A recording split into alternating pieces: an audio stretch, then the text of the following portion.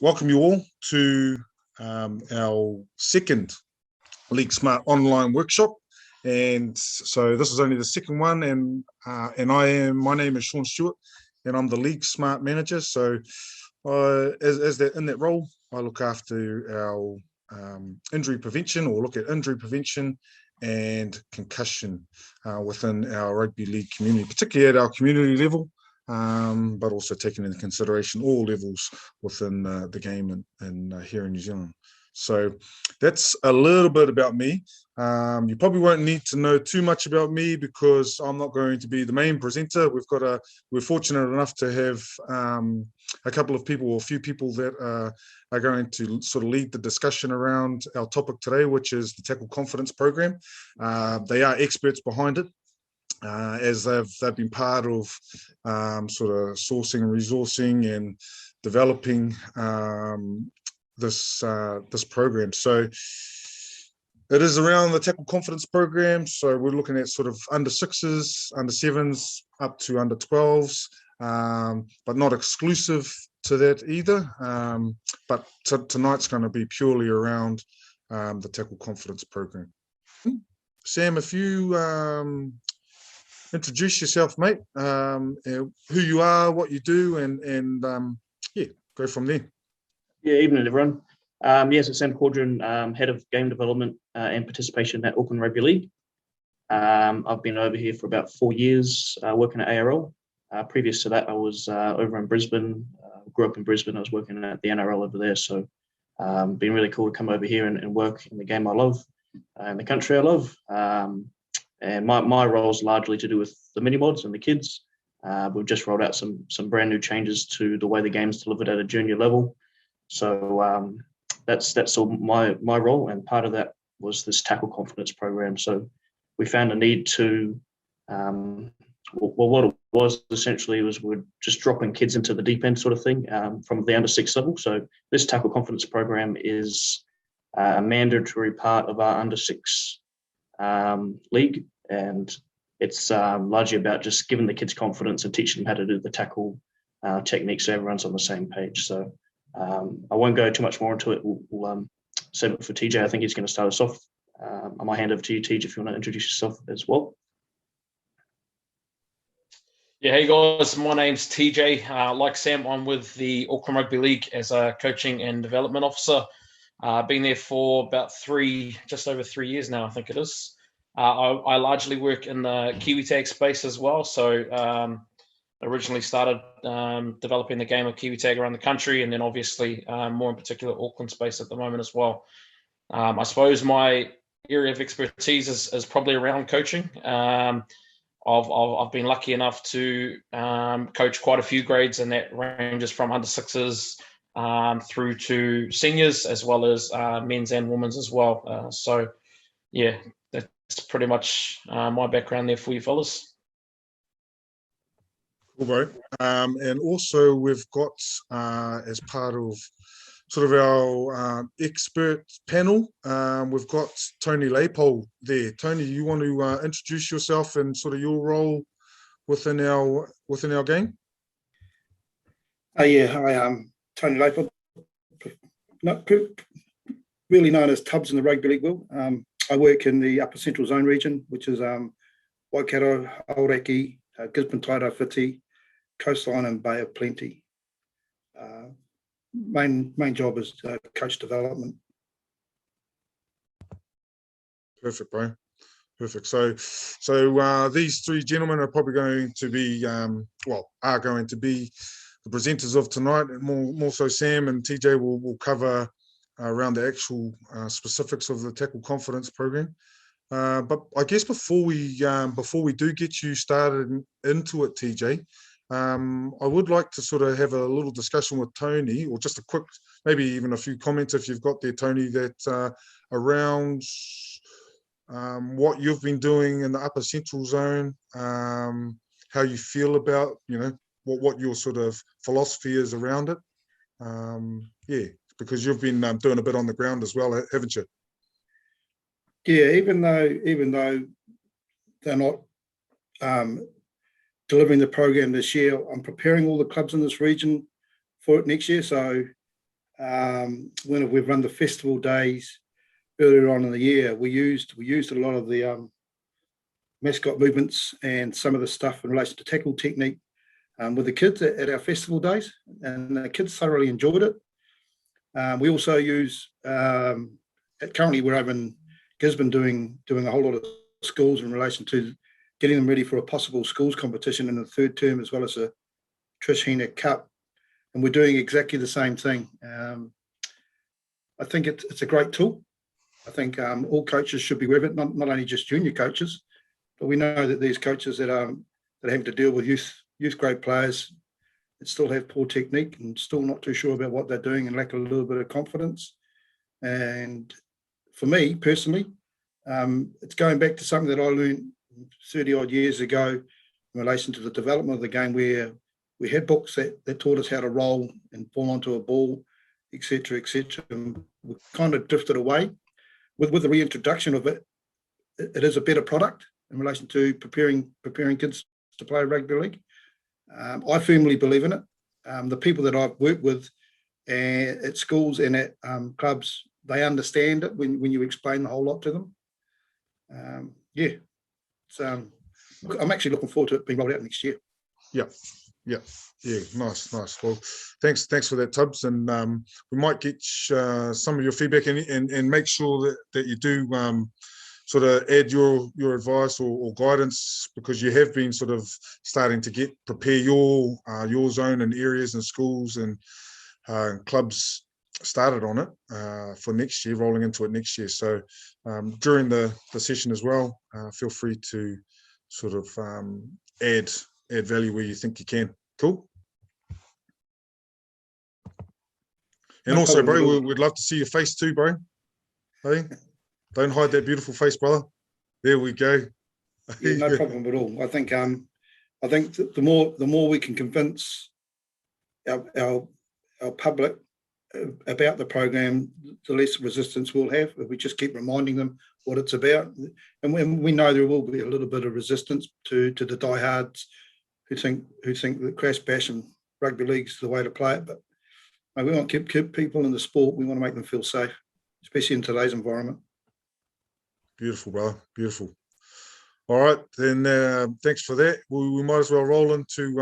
I've been watching a few videos with TJ, and he's a bit of an expert behind the camera, so I can see him smiling there. TJ, the floor is all yours, or the camera is all yours, brother. So TJ's going to start getting into the actual beginnings of the program and sort of whys. Yeah, thanks, Sean. I'm not really an expert, man. I just that's part of my boss telling me what I have to do. So thank you very much for that, Vigo. Sam, do you want to chuck your screen up, man, and I'll just go through it. Can I grab the access, please? I suppose while he's bringing that up, guys, my part of the conversation today is around the why. So I'll start off with that, and then Sam will go through a little bit of the content for you. I'm not looking at you in the camera because I left my glasses at work, so I have to put you on the screen, make it a little bit easier for me to see you guys today. There'll be certain things in this part that I will read word for word just because of the importance of it, but there'll be other things that we don't skip through, but we'll touch base on it, and you guys as coaches can go back in there and have a bit of a look yourself. So the why. So originally the Tackle Confidence program, it was designed to help educate players on safe and correct tackle techniques. So the Auckland Rugby League staff spent a fair bit of research. So Sam in particular did a fair bit of research around the defensive side of things for quite some time. And then we obviously saw a need that this is important for us to start working with. Now, the Tackle Confidence program also helps educate new to rugby league coaches to ensure safe practices is being delivered across the whole game. So Sam mentioned earlier that a lot of kids are just chucked in the deep end.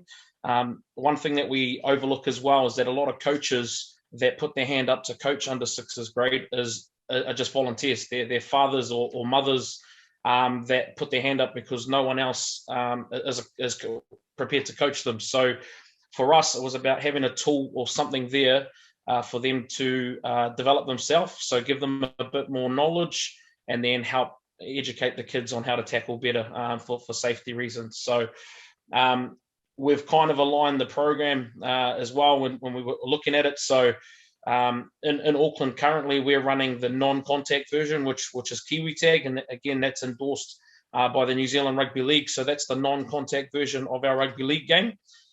We saw that originally we were going to do that for the whole year in under sixes, but someone gave a good idea about splitting the year in half. So the first half of it is a 6-week program where they just play Kiwi Tag for their games on a Saturday.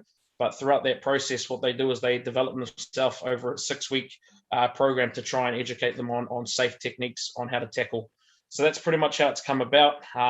In terms of the feedback, it's been really, really good so far. And I've had the luxury of going out to some schools to try and deliver this program as well, just for a little bit of feedback, and it's working quite well there for us as well. Now, the Tackle Confidence program helps with a natural progression for tackle development as well. So it's not just, again, chucking everyone in the deep end and just assuming they know how to tackle just because they watch the game on TV. And Sean also mentioned about the under sixes to under 12s. We shouldn't just assume that a player that comes into play rugby league at the age of 12, 13, 14 knows how to tackle. So we should be, as coaches, making sure we educate them and then progressing through with skill levels of the players. So as the players, we see that they're more developed, that's when we can start progressing through the grades. We also, with the Tackle Confidence program, it helps change perception towards the game of rugby league. So, Sam, I'm probably going to throw to you on this one, man, just with regards to parent perception. So I know you've got some percentages and you've done a fair bit of work around that. So you just want to give the guys on here a bit of info around that, man?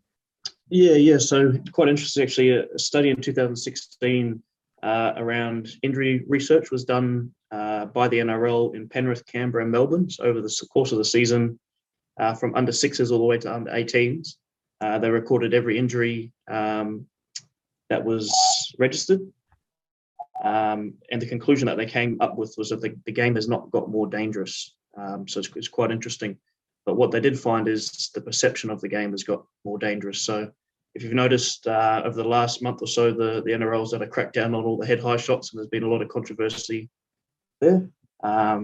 That's the reason, just because of that parent perception. People see what they see on TV, and then they relate it to our junior game, when in reality it's nothing like that, really.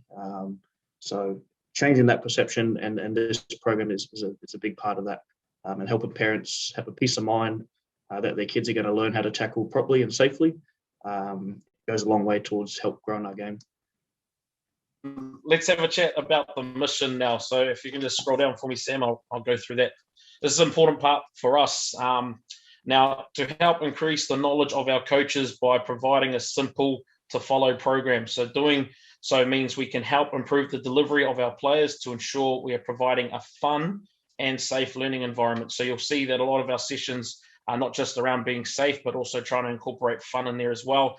I suppose trying to get away from those traditional coaching methods where a lot of us grew up with doing laps around the field for warm-up and all those sorts of things. So we've tried to make it as fun and safe as possible, an environment to help with confidence and ability to play our game, to not only bring new players to our sport, but to help keep our current players in the game here for a longer period of time. Okay, so that's the mission. Again, New Zealand Rugby League have fully supported this. Dan Kepper and Sean obviously have identified that it's an important part of our game. So everyone's working together at the moment, which is a really good thing for everyone.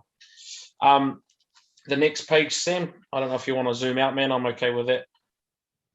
The next part, guys, the next couple pages is more around the coaching process. So I won't touch too much on it. So it's more centered around the more coach centered rather than the educational side of the tackle tech itself.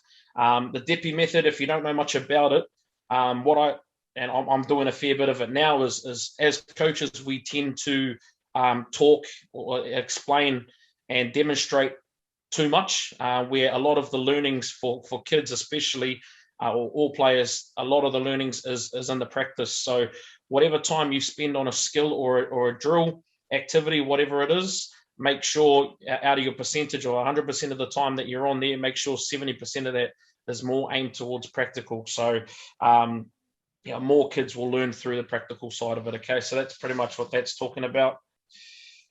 The next page, Sam. This is a real important part as well, guys. So I suppose we've had a little bit of feedback in the Auckland space because we've already started working on it. But what I want you to have a look at is, especially in under sixes, if we've got any under six coaches on here, stop looking for perfection. You're not going to get a perfect tackle technique at that age. So you have to be, although that's what we're aiming for, your job is to educate the kids and give them a bit more confidence to practice that skill, and obviously show them the safe ways of doing it. So it's going to be very, very hard to find perfection. So your job is just to continue, again, revisit the subject, make sure that the kids are comfortable and feel safe to do that tackle technique, okay? So it's important that you're doing that. And again, as a coach, again, this is more coaching centered here, but those are the 4 questions that we should be asking. So the four boxes up the top there. So are they having fun? Is the activity safe? Are the players being challenged enough? And again, for under sixes, you'll have to have a plan B if the kids are really onto it. So making sure you've got alternative options to training and develop there. And also, is there maximum player involvement? So those of you that don't know what that means is we're not having 2 lines where all the kids are lined up and not actually being involved in the activity. Maybe looking at ways to break that down a little bit so there's more active involvement from the players rather than standing around doing nothing. Again, players learn more by practicing, not by standing around, all right? So that's the key part there. The bottom 3 boxes just outline, if it's ever unsafe, you must stop the activity, okay? So, and that's, any kind of unsafe, if there's any injuries or continuous injuries that are happening, make sure you stop it. Then you need to look at altering or changing the activity in total, okay? The second box there, change of activity. So if players start to lose interest or get bored with the activity, that's when you'll tend to find more injuries set in because, again, they're not focused. So it's important to look at changing the activity as well. And also altering the activity. We spoke about it. If the players aren't being challenged enough, you need to make sure we can alter the grids to ensure that we're whether we downgrade the grid to make it a little bit more easier, or we make the activity a little bit more harder and challenge the kids depending on their skill development. Okay, so that's pretty much what that looks at. I might just jump in there, bro. Yeah, man. So you've touched on a bit there. One thing that sort of you were mentioning around making sure that we're keeping our our tamariki, our players engaged and things like that. I just wanted to make note for those that are in the workshop or anyone that might be watching later on. If you feel that you are you don't know where to go with that, I would encourage you to get in touch with. I mean, you'll have my email already, but more so, try and find your district or your zone development officers. I mean, we've got Sam and TJ here. We can definitely, be able to support you with activities that might be appropriate for your players. Because I think that's a very real thing. You said earlier, TJ, that some coaches, or a lot of coaches actually, are coaches that sort of forced into it because there was no other coaches, and then they will sort of default to what they were used to, or how they were coached, and so be able to provide that sort of resource. I know that our districts, particularly Auckland Rugby League, Upper Central Zone, all of our zones will be able to support our coaches and clubs with that. So long story short, if you're looking for some more ideas, please reach out. That would be my key thing. Because you're not alone. There's a lot of support out there, there's a few people there around, and we just need to know who needs that help. Cool. Yeah, just on that one as well. We obviously, as coach development officers, sometimes we have other avenues. We know other avenues where you can go to look as well. So definitely reach out. That's what we're here for. At the end of the day, we're all in this for the same reason. We want to develop our sport and make sure our kids have fun. So it's important that we're all reaching out together on that one.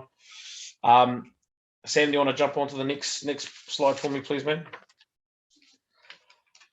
I'll go off script on this next one, but the next one's more about reflect and providing feedback. So it's important I suppose as coaches, and what I want you to consider here as well is when you've delivered a session, your job as a coach isn't finished just after that session. Your job is to review it, whether or not that's immediately after. It's completely up to you. Obviously, it's a selfless job, coaching, so it's important that you're reviewing your session, what went well for you, what didn't go so well, and what could you change for the next session. So if there was something where in the 6-week program that wasn't quite working for you, try and alter that for the next session to make sure things are working for you. So if you find that kids were sitting around, weren't getting maximum player involvement, how can you alter that for the next session to ensure those are working? And the only way you can do that is by reviewing your session. Okay, so sometimes it's hard to do that for your personal thing, but if you need help, again, reach out to us as coaching development officers. We're more than happy to help around the country as well. So this is a very touchy subject for a lot of people, and I know, speaking to Sean as well, he's got his own personal stories around concussion, and so do I. And we actually had one last week at our primary school tournament. And I'll give you an example before I read through it, and I will read through this one because it is important. But what actually happened was, after spending a bit of time on this tackle confidence program, when that concussion happened, I'm normally pretty decent with how I dealt with the situation. But what I can tell you is, after I'd done this, I was extra confident on how to deal with that concussion protocol. So making sure you're aware of the symptoms and things like that is important. And concussion is a big thing in our game. It happens, and you also need to know what is concussion. And I didn't really know it properly. I know a little bit of it, but it's an important part of our game because we are playing a high collision sport where people are changing angles all the time. So concussion is a high priority there. I'll read through it as well. So concussion plays a big part in our contact sport. For this reason, we must ensure that we educate our players, on that note, our coaches, on what concussion actually is and what are some of the symptoms. In that sentence there, the two things that we're missing is coaches need to be made aware, but also parents. So that's something that can be, as we read through this, you'll need to know that, parents need to know some of the symptoms that they need to look out for, and how to, how to assess the injury and things like that as well. So it's important that you do that. Whether or not you bring your coaches in for a meeting or something like that, have a team meeting with all the parents, that's up to you guys as coaches. So the 3 areas there is recognise, stop, and refer. So in recognise, not all signs of concussion are easily identified. So it's vital to recognise signs and symptoms early. Okay, so I won't go through all the other stuff. That'll be it for you guys to have a chat about or have a read about with the stop and refer. What I do want to mention is, although we are trying to educate our players on better, safer tackle techniques, this does not eliminate the chance of concussion. So this booklet will not eliminate the concussions, but what it does is it makes us aware. The booklet also helps with safer techniques to try and reduce the risk of concussion as well. So it's important that we're aware of that. As a coach, it is our duty to ensure we have basic understanding of what concussion is and what some of the signs and symptoms may be to ensure player safety is paramount. In reading that just now, I would say try and get more than a basic understanding if we can, guys, because again, it's a big part of our game. The more in touch with this subject that you are, or more knowledgeable you are about it, the more at ease you can help put your parents through any situation as well, because you got to think about it as a parent sometimes, and if that was your kid lying down there motionless, which is what happened last week, sometimes the hardest part to deal with is the parents rather than the person that's injured. So it's important that we educate them and show them that we do have the knowledge to support ourselves there. This next part is a vital part, and I think this might be the second to last part I'll read out for you. But what is concussion? A concussion is a brain injury caused by a blow to the head or a violent shaking of the head and body. So it's important to know that concussions don't just come from being knocked in the head. Concussions could come about from a simple, strong tackle where the person's head has been whiplashed or something like that. So it's basically when the brain inside the skull knocks about and it causes bruising. So that's something that we need to be aware of. Concussions can happen at any stage. It doesn't have to mean that the person's been knocked out or making a tackle. It could be someone that's literally running the ball up. So it's important to know that. Now, this occurs from a mild blow to the head, either with or without loss of concussion. So it can lead to temporary cognitive symptoms as well. Now, the next part, symptoms may include headache, confusion, lack of coordination, memory loss, nausea, vomiting, dizziness, ringing of ears, sleepiness, and excessive fatigue as well. The one thing that is really good that I wasn't aware of personally is there is no specific cure for concussion, okay? So rest and restricting activities allow the brain to recover. This means that one should temporarily reduce time spent on sports and video games. So when we're talking kids, the one thing that has come into life more now is the apparent of video games.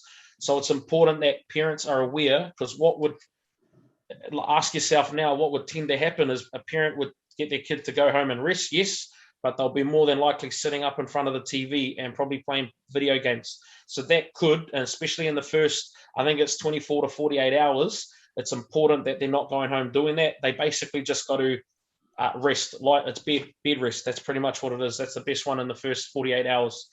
So it's important to do that, and also too much socializing as well. Now, New Zealand Rugby League have some good information on it as well. So they do have the website down there, which we've chucked on there. So jump on there if you're unsure of some concussion protocols. It's good to have a read and upskill yourself on that. I suppose, Sean, is it okay if we open up if anyone wants to ask any questions about the concussion stuff?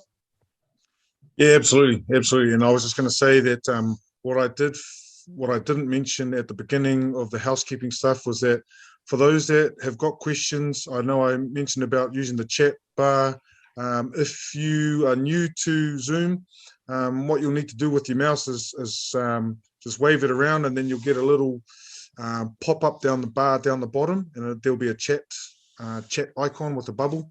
I've written something in there just at the moment, just to invite anyone to ask questions. But yeah, I guess if there's anyone in here that coaches or anything, or volunteers or parents that are in here that have questions around concussion or anything that's just been spoken about, please feel free to unmute yourself and chuck your video on, or pop it in the chat.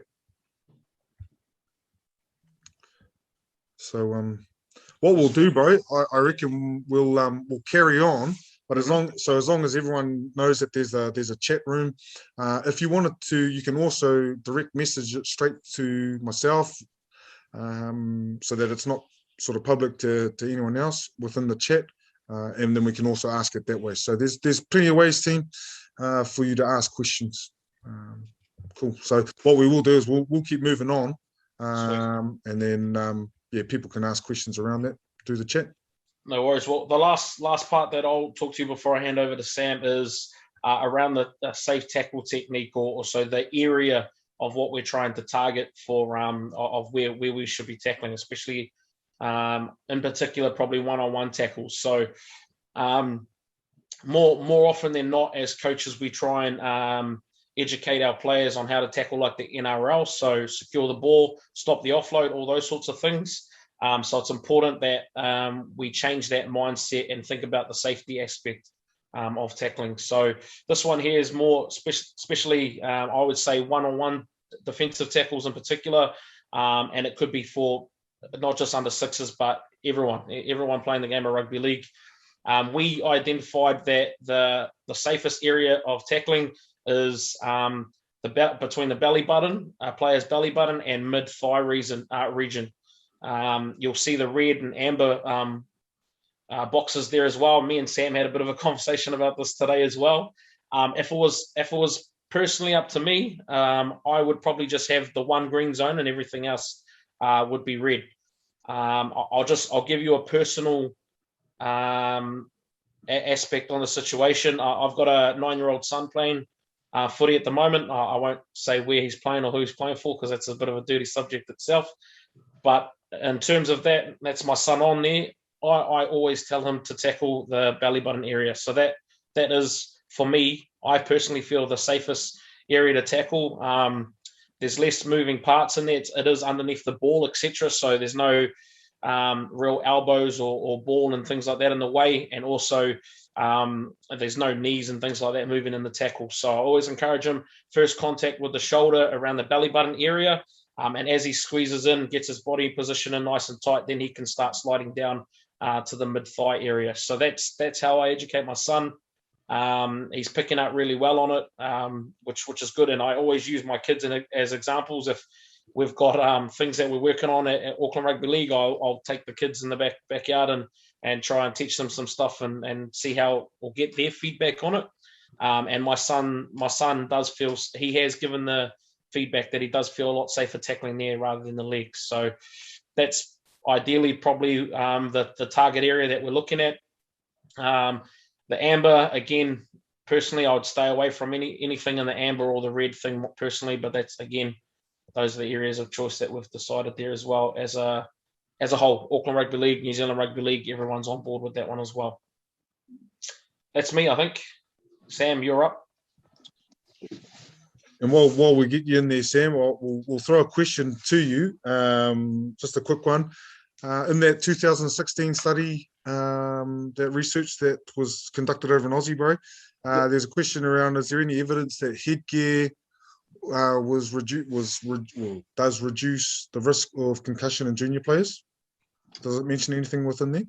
Yeah, it's a good question. There doesn't. It doesn't. But yeah, I certainly would suggest it would. And just the way the game's going, it doesn't hurt to wear headgear. So it doesn't say anything about that. It was just more of a broad spectrum over everyone. But yeah, it didn't. But that's a good question.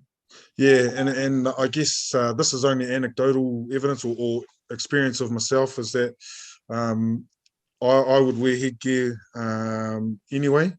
I have come across things to say that, again, this isn't a scientific basis, but that it doesn't actually reduce the risk of concussion. Wearing a mouth guard, and this is through some of the work that I do through League Smart as well. Wearing a mouth guard is probably reduces the risk of concussion, because it is that shock, as TJ said, of your head, your brain bouncing around in your head. The headgear will probably help with the superficial cuts, grazes, and things like that. Maybe give you a little bit more confidence. But certainly, some of the research that I have seen indicates that wearing a mouth guard does a better job. But there still needs to be more discussion and more research around that. Yeah. So interestingly enough, in that study, the head for boys was one of the most injured body parts. So it was 35% of total injuries were to do with the head.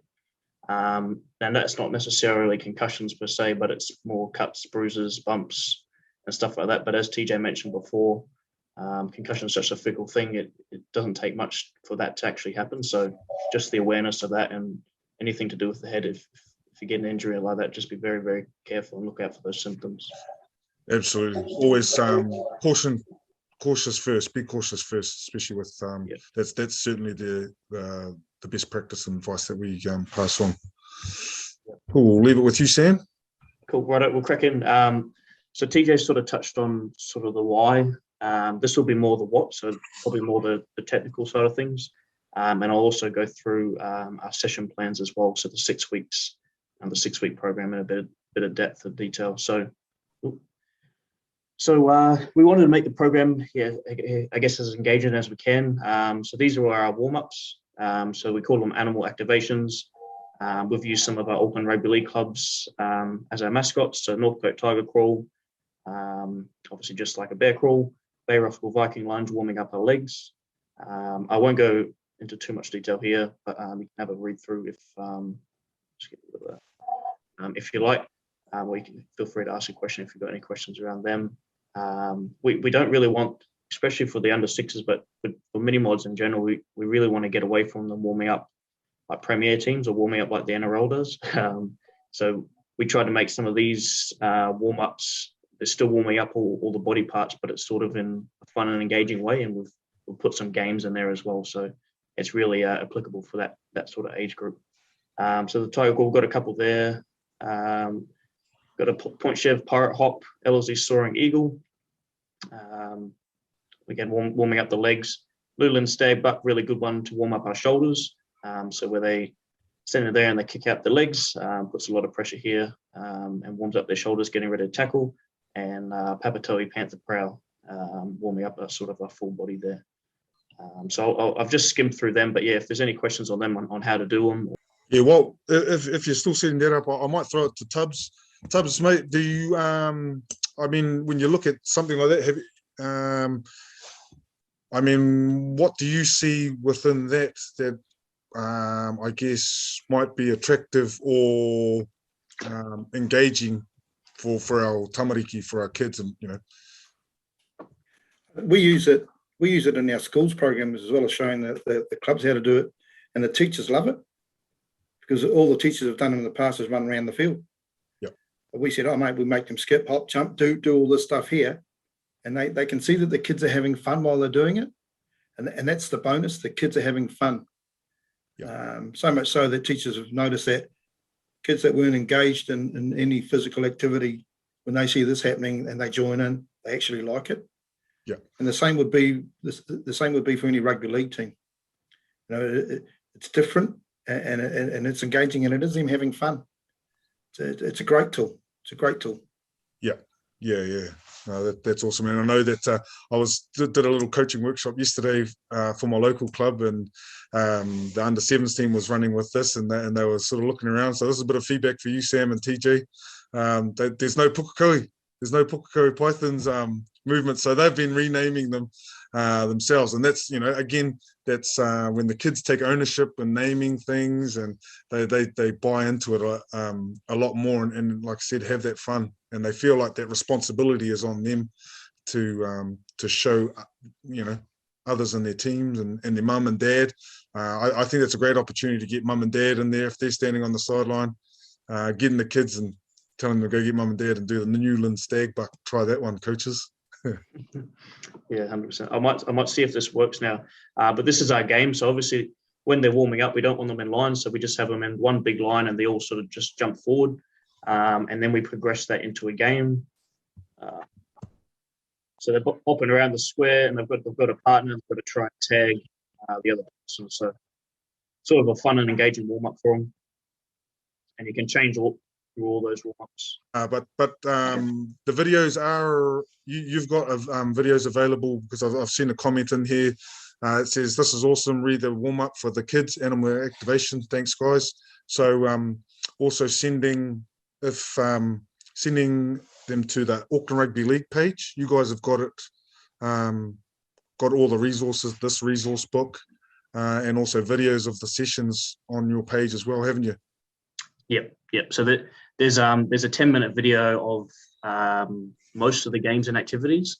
We're in the process over the next month or two to film every single drill or activity or game in the 6-week program. So it's quite easy, and it's video content for coaches to look at. So that'll be on the way soon as well. But yeah, everything here is online, and we've also got some videos as well. If you want to jump on there on our website. I'd like to add that Auckland Rugby League, you've got a great resource, and we direct all our coaches there that come to our courses. We advise them to go and have a look. It's part of their learning to resource themselves. So it's a great site. Yeah, thanks, Stubbs. Right, we'll move on to the tackling fundamentals. So this is more the itty-gritty, and again, as TJ sort of touched on, this is for the juniors specifically. So really, we're just teaching legs tackles, one-on-one legs tackles. And again, this is specifically for under 6s, but it's for any sort of new player to the game. A lot of kids, especially the teenage age group of people playing in college, will get dragged into, well, not dragged into, but want to come along and play for their college team, but might not necessarily have the experience that their friends do. So even looking at stuff like this, even just going through that with them can really, really help them, because it can be daunting. Once you get up to that older age group, people are running faster, the more physical. So learning some of this stuff to tackle this in a safe way, really, really important. Right, so our first one is our safe landing. So we've sort of broken down into three sort of categories. We've got safe landing, we've got tackle technique, and we've also got bracing for contact. So safe landing, first one is sink, tuck, and roll, which is what we're teaching. So when we've got the ball and we're getting tackled, sink, so making ourselves as small as we can, tucking in the ball to our chest, cuddling the ball with the arms, keeping our chin nice and tight, and rolling, falling on the ground. So a lot of injuries as well happen when kids start to put their hands behind them when they're falling down on the ground. So a lot of wrist and even shoulder injuries happen like that. So we're really teaching them to tuck up into the ball, make yourself small, and submit to the tackle, especially at this younger age group. One thing that we're using as an analogy is a turtle going into a shell. So once you're getting tackled, you're going into your shell, going on the ground, and going into the tackle. Our tackle technique, we're approaching with our head up, eyes on the target. A lot of kids will put their head down and they'll be looking straight at the ground. And if someone's changing direction, they're going to cop a knee to the head, or if they're not looking, it's very hard for them. So really important to keep our eyes up at the target. And again, as TJ mentioned, that's the belly button to mid-thigh. I'd probably go for the younger kids' belly button, but as you're getting older, you'd probably look at the mid-thigh more than the belly button, especially in the teenage age groups. Hands up, bracing for the contact, and shortening up our steps, getting ready for the tackle.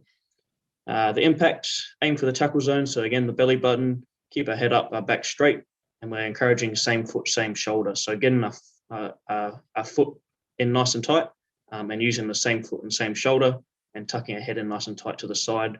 We call it cheek to cheek. So our cheek here, right next to their butt cheek. Wrapping up, so fingers out nice and wide, wrapping up, grabbing onto the torso there. Again, you can see his foot is nice and close there. That's good. It's a good photo there, Tej. But his foot's nice and close. He's using the same foot, same shoulder. He's got his head up there. He's made contact. He's wrapped up and he's squeezing tight. And then when we roll, rolling to the same way where our shoulder is. So if he rolls to the right here, she's going to end up on top of him, and that's going to hurt him. So this way, he's going to end up on top. Especially if you've got a bigger kid and a small kid tackling, that can be where some serious injury happens. So rolling the same way, and we want to try and teach them to land on top. Now, it's not necessarily at this age group teaching them to land on top because we want to slow the ball down. That's not it at all. It's more the safety of it, and if we're landing on top, it's going to be safer for that tackle. So the last part, bracing for contact. So this is when we've got the ball. And probably something that gets neglected and overlooked a little bit, but something that kids definitely need confidence with is how to get tackled and what to do. So securing the ball, that's number one, making sure we don't lose that footy. Tucking the ball nice and tight into our body, again, like our safe landing practices. We want to have our eyes up, shorten our steps, leaning forward into the tackle, so bracing for the tackle. And when we're landing, again, making ourselves small, sink, tuck, roll, hinge at the knees and hips, and landing safely on the largest part of our body. So trying not to put our arms out when we fall. And it's hard. It takes quite a bit of practice to be able to not have to put your arm out, because that's the natural reaction to when you're getting tackled. But it's really important. We're trying to land on our torso or the side of our shoulder there. And then moving on to play the ball. I won't go into that. I might just open up the floor, Sean, before I move on. Is there any questions around any of that? No questions coming through on the chat, but I'll just add to what you've put. So please do ask questions. As a new coach, or even as a coach relearning, that potentially can seem quite overwhelming, but just hold tight, because Sam's going to go into the next little part, and they've done a great job of breaking it down. So yeah, as Sam's going through that, again, I'd encourage everyone to just ask those questions in the chat. Yeah, sorry, Sam, just before you move on as well, although all of those key points are vital in educating the tackle process, and Sam will talk about it more shortly, but it's more about a progression stage as well. Now, if you try and feed when you're doing your sessions all of those key points to the kids, especially as a 6-year-old, they're not going to remember all of that. So start with the progression and try and slowly build up to everything. So as they get better in certain key points, then try and implement another 1 or 2 key points for them to learn. Because if you go into a 6-year-old and trying to tell them eyes up, shorten your steps, lean forward and find space, all they're going to hear about that is find space. So it's important that we educate them in a progression state. Okay, so Teach, that's a really good point, and I think, and I know this is going more into a coaching process, but me personally, I work on the rule of 3, so I don't give any more than 3 instructions, and that goes right through to adults as well. Because I find that adults can't even follow 3 instructions. So for those coaches that are here and that have got senior teams, I mean that's a great piece of advice there, Teach. I work on the rule 3, and even if they're younger, there might even be just one instruction, because once you get to the 3rd one, they've forgotten. They're still thinking about what did he say about the first thing, or they're laughing at their mate. They've forgotten that I'm talking. So. Good point, mate. Yeah, 100%. Just the last thing I'll say, just with our head positioning when we're making the tackle, we really want to keep it as tight as we can into the attacker's body. It's sort of, again, when they're still learning this, it's an unnatural thing to do, but that's actually the safest place for the head to be after you've made contact with the shoulder. So tuck that head in nice and tight, cheek to cheek, and use the tackler's momentum to slow them down. So I did have some video content that I was going to go through and sort of dissect, but obviously it's not working. So unfortunately, you might just have to jump on after this and have a look on the website. But I'll move on anyway. We'll go on to the 6-week training session. So again, as TJ mentioned, those sort of points are more for you guys as coaches. And yeah, under 6 is probably one of the hardest grades to coach because they're usually picking flowers or they're crying or they're running off and all that. So this is sort of, we're trying to make it as fun as we can. It's quite short and concise. We're only going for 45 minutes. And it's all sort of game-based and learning-based as well. So we've sort of broken down each week. So week 1, introduction to tackling.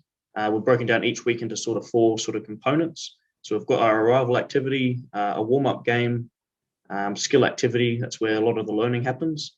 And we've also got to finish a game or challenge. So this arrival activity stuff is something that we're really pushing, particularly before training starts. So a lot of kids will rock up and they'll be sitting in the car or they'll be with their parents.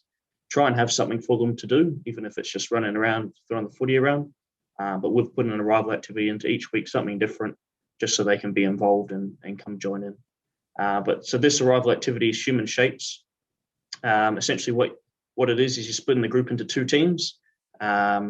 And the coach calls out a letter or a number, and the teams have to race to try and make that letter with their bodies. So if they call out the letter A, they've got to try and lie down and make the letter A before the other team. If they're 6 years old, I'd keep it quite simple. You can do shapes as well, so circles or squares, or numbers like number 1. You might need to help them a little bit if they're younger, but it's sort of a little fun game that you can play to get them warmed up and running around and having fun. Our animal activations. So again, we're encouraging, we've sort of done 3 each week. So this one's the panther prow, the bay rosquil Viking lunge, and the Ellerslie eagle, soaring eagle.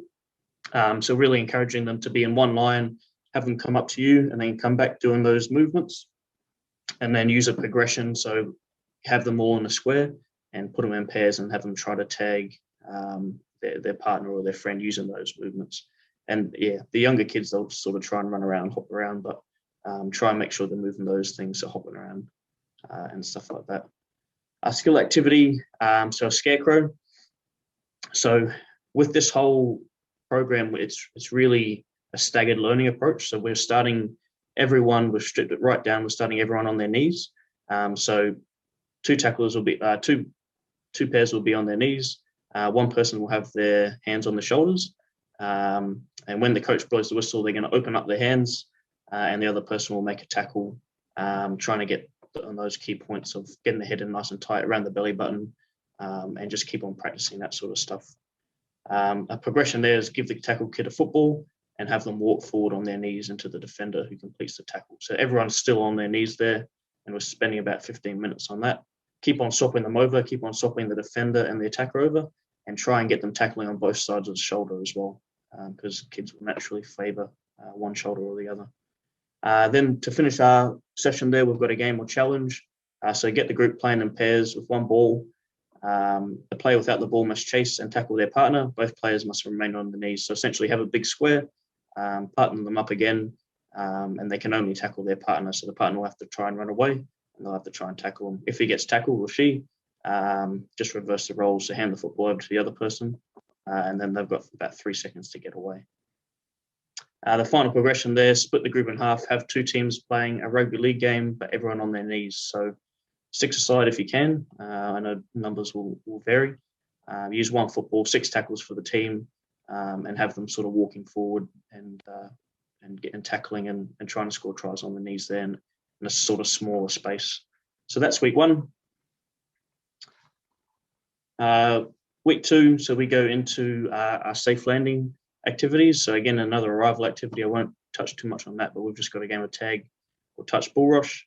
Our animal activations again, we've got 3 new ones now. So the point shed, pirate hop, tiger crawl, and the stag buck. And again, using those in the sort of tag game just to get them all warm and get their body ready for contact and to be able to tackle. So here we've got our turtle shell landing. So spend about 10 minutes on this. Everyone has a football in the square. The square must be big enough so each player has a safe space to land. So just health and safety wise, try to make it, so they're not landing on each other. Practice your safe landing techniques. Have the kids in their own space curling into a ball or into a turtle shell. So again, using that analogy. Start from a kneeling position, then progress if they're comfortable and confident into standing. So just have them sort of walking around on their knees and practicing that safe landing. And then as they progress, get them standing up and practicing that as well. And as a progression, walking around the square on the coach's whistle or signal, players all go to ground using the safe landing technique. So again, TJ touched on the maximum player involvement. There's no lines there. They're all sort of involved and they're all sort of learning that turtle shell landing as we call it. Again, to finish off, and this is probably what you'd spend most of your time on. We've allocated 20 minutes here. But turtle tag, so in pairs, one player will try and get away with a footy, while the other player chases the person. If the player's tagged or touched, ball carrier must perform a safe landing and then get up and play the ball. So we're not tackling just yet, but they're trying to get away. If they do get touched or tagged, they can perform a safe landing because that's the skill they're learning this week. And then they can go from there. The tagger, we're encouraging to go into dummy half so we can sort of play the ball there as well. And they can pick it up. With the new ball carrier trying to evade their partner, the partner will have to wait 3 seconds before chasing. So that's just a little fun game to incorporate our safe landing. And as a progression, split the group in half with 2 teams playing league tag. So this again is targeted under 6s, but if you don't have tags or tag shorts, you can just play touch. Play this in a small grid or square and enforce the rule if they get tagged or touched.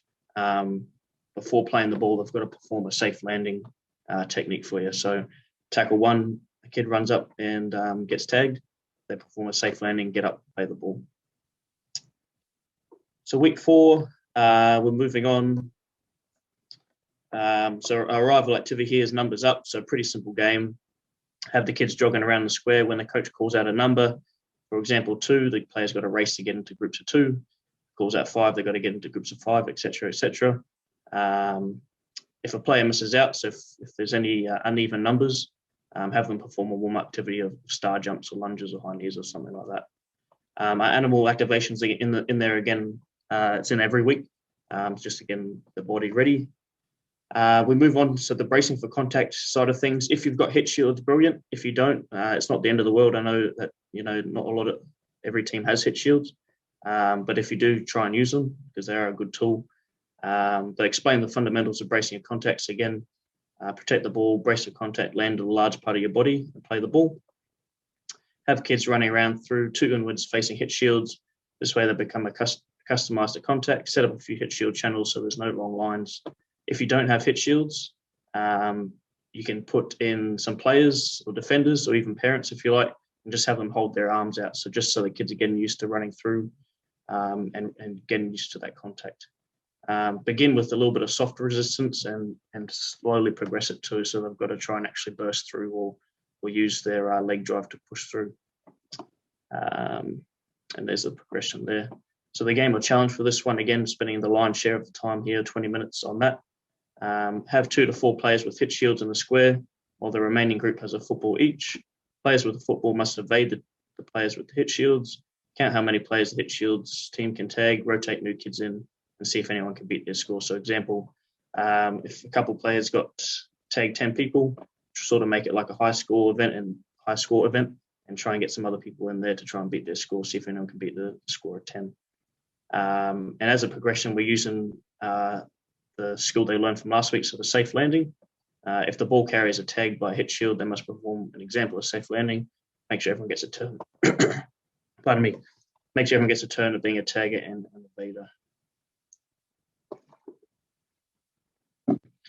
evader. Week 5, I think it is. I can't see it up there. Week 5, gang up tiggy. So again, pretty old school classic game of gang up tiggy or tag. I won't go through that in too much detail, but it's there. We've got an animal activation again. Again, we're changing. We've got those 3 movements there. A little game. Tackle technique. So this is where you spend a little bit of time on the stuff that we just talked about, the cheek to cheek. In pairs, both kids on their feet. One player has a football and walks forward, bracing for the tackle. The partner makes a tackle standing on their feet. So they're no longer on their knees now. We've moved to standing on their feet, an actual tackle. Hit home the approach, hit, wrap, push and roll. Same foot, same shoulder, get the head nice and tight, and try and end up on top if we can. Have a couple turns and then swap rolls and swap shoulders as well.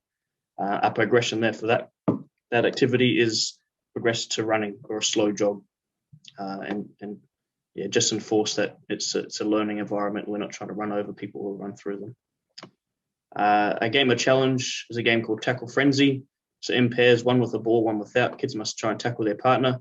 For this week, we're just encouraging speed walking, especially for this game, because as they're still learning, it can get a little bit hectic if they're all running around trying to tackle each other. So just encourage speed walking, make sure the grid's nice and big, and try and pair up more experienced kids with sort of other experienced kids and people who are still finding their feet and getting confident with other sort of people like that. Once tackled, players reverse roles, play the ball, and the new evader has 3 seconds to get away. So they just swap over there and they keep going for a couple of minutes and then swap them over. You can even swap over the partners as well. The progression for that one is split the group in half, 2 teams playing tackle rugby league, 1 ball, 6 tackles for the attacking team, and we're just doing speed walking for this week. Again, as we're doing a staggered learning approach. I think this is week 5 here. So our arrival activities, sock wars. This is one of my personal favorites. It's essentially a game of a dodgeball, but not everyone has dodgeballs, so we're using sort of old socks. So if you've got a group chat or something like that, just send it through to the parents. Say, hey, bring some old socks. We don't really like using the kids' socks because if it's wet and dewy, the kids' socks are getting all wet and then they've got to put them on and run around. So if you can, just encourage them to bring some socks. But essentially, it's a 10 by 10 meter grid with a halfway line, 2 teams. You just got to try and hit the other team on the full. It's a pretty good game. It's pretty fun. The kids like it, and it sort of warms up the shoulders as well, which is how it ties into the tackle confidence program. I think if you play that, they'll probably want to play that every week. So just be careful with that one. Again, our animal activation, getting our body all ready to move to contact. Here we're focusing on the side tackle, and again we've got videos for these that go into a little bit more detail, but have the kids perform a side-on tackle here. Make sure our head's in the right spot. Get the kids to tackle the runner, and I'd probably just do it at a jog, but from the side. And if you do have hit shields, onto a bed of hit shields rather than onto the grass. If you don't, you just have to use the grass. But by now they're sort of getting accustomed to the landing and to the falling down and to the sort of contact, so it shouldn't be too bad. The player getting tackled should practice their safe landing technique. So again, sink, tuck and roll, and go into your turtle shell. And have 5 turns on each shoulder and then swap rolls. And then our progression there is to take away the hit shield bed. Tackle frenzy. So again, we're going into this game of tackle where they're all in a big square. This time they're allowed to jog or run. I'd probably just encourage jogging, but I know kids are pretty competitive and they'll probably just run around. But again, because it's a learning environment, just try and minimize the sprinting around if you can. But yeah, so they're on their feet now and they're performing tackles. If the kid gets tackled, they get up, play the ball, and then the dummy half has 3 seconds to get away and they've got to try and catch them. A progression from there is split the group in half with 2 teams playing tackle rugby league. So essentially a game, 1 ball, 6 tackles for the attacking team. The players are allowed to jog running this week. Try and play in a reduced area. So if you're playing, and this is for the 6-year-olds, if you're playing in a 40 by 20 metre field, which is what they're playing on the weekend, there's lots of space to run around and score tries. Because we're trying to encourage tackling at the moment, I'd probably set up a 20 by 10 metre grid just so they can get more contact and more practice at the tackle rather than the runaway tries and stuff, because it's not necessarily what they're trying to learn in this sort of segment. Yeah, and I'll just add to that, Sam, if you don't mind, is I really like what you've said there, and a simple sort of, it's sort of been, it's in coaching, most coaching courses or anything you do is using the step model. So with all of this, you've been talking about different progressions and potentially regressions. And this is how it's applicable. So for those coaches that are tuned in or volunteers that are tuned in, there's ways this can apply to, or I feel, going up to your older ages or going to your under 6s as well, simply by using step. So S is space. So adjusting the space, making it smaller. Obviously, Sam was saying that there's things like there'll be a lot more opportunities. There's not as much room to get around. So if you're doing something like tackling, having that space reduced makes it a little harder to run around and makes it more contact. If you make it bigger, so for our older kids, if their ability is higher, and you'll know as a coach whether they're getting bored with a small space, you open it up and give them a little bit more, and then that offers that challenge. So look at the space you're using. Use it. You can adjust the space, and that adjusts the challenge for your kids. I sort of say is task or time. Put a time on it, or change the task. Like Sam said, walking. You can only walk. Then that's or jog or run, or even with kids, you can get them hopping around, like Tony was saying at the beginning. Get them hopping, just using different modes of movement. Because when they're that young, most kids still don't know their left from their right, or they're still tripping over their feet. So there's different things that you can make it engaging and fun by changing the task or putting a time to it. And again, that as you get older, you can introduce, when their ability looks like they've aced that particular role, scaffold the challenge up and get them to a bigger space and running, and obviously keeping your safety. E is different equipment. Again, equipment can be a luxury for some clubs, and some people may not have any. So changing your equipment with 6-year-olds, for example, when I was in schools, sometimes it is using like balloons, even just for, I know this is probably sounds a bit weird, but for eye tracking and getting them used to catching something. A lot of kids don't have that ability right then. If you're looking at your under 6s team and they're struggling with catching a ball, using balloons so that they're actually, their hand-eye coordination, you're tuning that in. So sort of different things. So that's an example of equipment. And the other one is people. So within your game, adjusting the number of people can adjust the difficulty, and that's how you can make this go right through to under 12s and keep it interesting for them and keep it challenged, and also regressing or scaffolding down for that. So I think you touch on a good point there, and that's what this sort of offers. Yeah, and the progression sort of stuff is quite important, because if you're playing one thing for too long, the kids will lose interest, especially if they're 6 years old. You'd be lucky to have them. If you're not changing things, you're not going to keep them for too long. So really important to be able to progress games and regress games if you need to sort of think on the fly as a coach. Yeah, sorry, Sam, at the risk of talking too much, but it's important when you're say you've set up the activity or whatever Sam's going through now. As a coach, you're actually sitting back and watching it as well and observing the actual activity take place, because like Sam said, if you're focusing on tackle and your field's too big, then it's about making sure if you're standing back and observing it, that's not working. So being able to change the grid on the fly is important as well. So sometimes as coaches, we can get too involved in the coaching element rather than just standing back and observing the situation and what's at hand. And then things can get overlooked. So it's important, have the activity, cool, just let the kids do it, stand back and watch, and then you can, work on things from there. So it's important that you're doing that, because field size is massive. People don't tend to, like an example, I did a coaching visit about a week and a half ago, and I was doing this tackle program, and the field size was too big, and I felt like we were going away from the purpose of the session. And because I allowed myself to take a step back and observe it, I was like, you know what? It's the field size, simple. I changed that, boom, I got more effectiveness out of the session. So having the ability to do that as a coach is important as well. Yeah, cool. Right, so the last week, and so sort of by this week, we're going into a proper game of rugby league. But we'll start with an arrival activity, picking in the middle. I won't go into too much detail about that.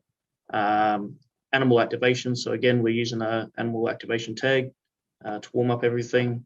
The last sort of skill learning is a 2-on-1 tackle. So we're encouraging, I guess, to split the groups. And if they're 6 years old, they're probably still going to be making a 1-on-1 tackle. That's the reality of it. But it can't hurt just to sort of introduce them to the 2-on-1 and have them both tackling if they can. But we're splitting the group up into teams of 3, 1 football per group. Set up a few 3x3 meter channels. So again, making it quite small because our objective is the tackle.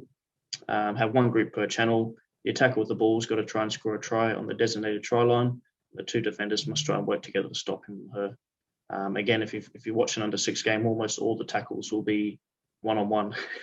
So this is just sort of an introduction to sort of a 2-on-1 and how they can work together to be able to stop a defender. Swap roles and sort of let them learn and rotate the players in after each go. As a progression, have the coach, parents, or extra players not in the groups. You can act as a dummy half, so getting the kids to try and run onto the ball and catch it and try and beat the defenders. So there's a little bit of a attacking skill there as well. But again, it's largely focused around the tackle. And again, you're probably going to get mainly 1-on-1 tackles with the other kids sort of watching, but that's fine.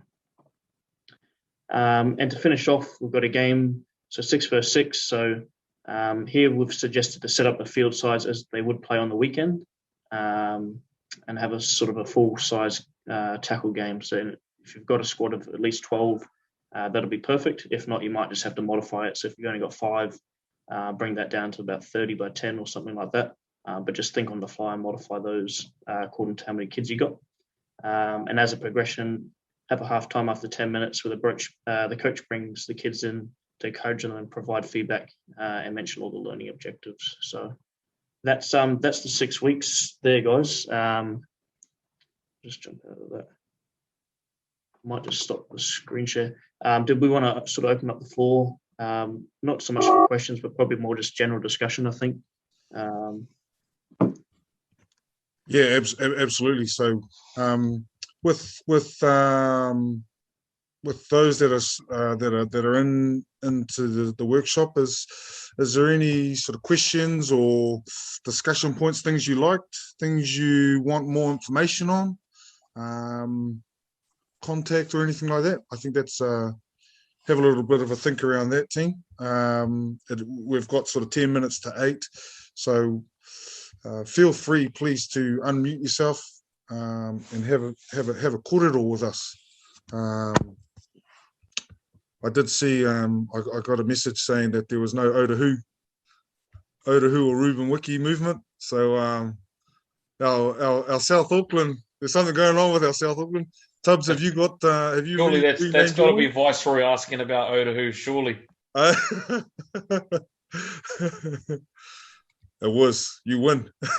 I liked I like what you said earlier about that as well, Sean, or someone said it about getting the inclusion from the kids. So that's just what we named it. And again, we had other names and we changed them like half an hour before the document went out. So if you can challenge the kids and get their buy-in. You can name it after a parent if you want to, do you know what I mean? Just to make things a little bit funny. So just find interesting ways to do it. If you want to do Otahu everything Viceroy, that's up to you, my man. So yeah. I tried sorting out names for the movements for clubs around here and trying to line them up. It's a little bit difficult, so we're kind of using the NRL ones because kids will watch the NRL. Yeah. As opposed to going and watch senior footy down this end. And I like the fact that when we're dealing with constraints around the field size and that, if it looks a little bit fluffy in relation to that we're not achieving what we want to achieve, sometimes I'll ask the kids so they get the buy-in. I'll say, hey, why, we're supposed to be tackling. What do you think we could do to make sure that we make more tackles? And they'll come up with the idea. So all of a sudden they own it. Okay, we'll make it a little bit smaller. That way they get into the habit of being able to give the coach feedback. Not just that, but also as they get, in those older sort of, certainly by under 10s, under 11s, under 12s, they're making their own decisions on the field and within their own peer groups, even outside of sport, they're making decisions at school and at home and things like that. So definitely they're looking for that responsibility, I guess, and for some input. My girls, I got a 4 and a 3-year-old, and they already think they know what they're talking about. So I can only imagine when they get to 11 and 12. While we're here as well, I know I just want to make a point that there's going to be people who are in this workshop, but also people replaying this as well. Want to just throw out a huge mihi to our volunteers. And I think that's a really key part of these workshops, is that there is support out there for all of our volunteers. Some know where to find it. A lot feel that maybe they're on their own, but there are awesome people like Tubbs in the Upper Central Zone and Jamea, Sam, TJ, and their team. They've got a big crew at Auckland Rugby League. Our zones. Particularly look towards our zones if you are wanting more information, because we are ready to support our community, I guess, and you'll find beautiful people like Tubbs, Sam, and TJ around. The other thing there was questions around resources. So Sam's slideshow is actually a PDF document on the Auckland Rugby League website. Maybe I'll send a direct link to everyone where to find those things and also those videos that you were talking about, Sam. Yeah. So send a link. But if you jump on the website, I think it's under Learning Resources, and then Tackle Confidence has got its own tab. So it's pretty easy to find. It's got everything on there. It's got the videos and that PDF document as well. Hey, just while I'm talking here, I just had a question come through. I'll just read it out. So it was how do we encourage players to look up and avoid contact with elbows? It's a pretty tough one to teach because again, lots of the kids are looking down at the ground. So to teach them to look up, I would go behind. If I was the coach, I'd go behind and just put up some numbers or something and say, look, I'm gonna change it this time. I want you to see what I'm doing. So they're actually looking up, and just stand directly behind them, obviously, so they're not looking left or right, but they're still sort of got the target zone in eye shot. But yeah, I'd go behind and put up some numbers and make them call it out after they've made the tackle. But yeah, I hope that answers the question. Yeah, that's a great example. And I was just going to say you can hold up different colored cones, but I mean you don't even need equipment. You're doing fingers, so but anything that works. You might have your hand up or down, and they've got to say whether it's up or down. That's great, bro. Perfect. And you'll see even as adults, having coached from juniors right through to adults, you'll notice that adults actually close their eyes when they go into contact as well. So it's not just the sort of juniors. So with this tackle confidence, program. It's actually teaching really good foundation sort of principles, and they can apply. Some of these things can apply right through to our senior level as well, because it's that foundation of best practice. I think we've spoken about good practice or best practice when we're performing a tackle, Sam. But I mean, with so many variables, there's not really a perfect style, but there is sort of things that we would like to do to reduce injury and harm, but also increase our ability to make the tackle, of making a successful tackle. So yeah, that was a good question. We have a couple of districts that actually play a smaller junior season. So with the program, we're advising them that they do it pre-season and look at the possibility that for the first couple will come up and get their clubs together, because they only have 5 or 6 clubs. I think there's 6 clubs up at Hauraki. Get them together on a Sunday morning, and we'll come up and go over the program with all the clubs, just with their 6-year-olds and possibly their 7s. That way they're learning before the season starts, and encouraging to play the tag as part of their trainings. Yeah, and just on that one as well, Thompson. I suppose Dan can maybe come in on this one as well. I know Auckland Rugby League, and we spoke about it as well, Dan, in a previous meeting about potentially making it compulsory for all new to rugby league coaches to sit this course as well, because it is a vital part of our game. And obviously it's the educational piece that we need everyone to be aware of, because again, it's not just for under 6s, it's for everyone new to our game. And Sam mentioned something earlier as well about like there's not many 2-on-1 tackles. I can hand on my heart say that even in under 12s there's not many 2v1 tackles. A lot of the tackles that we have is 1-on-1, so educating those kids around that area is vital. So making that potentially compulsory, Tubbs, as well. Hopefully if we all jump on the same page, we can all make it like that, so we all have better educational or educated coaches out there to help the kids. Totally agree, bro. Totally agree.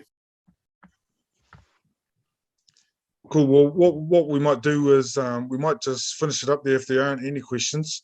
So what I would like to do is obviously thank you to firstly our volunteers out there,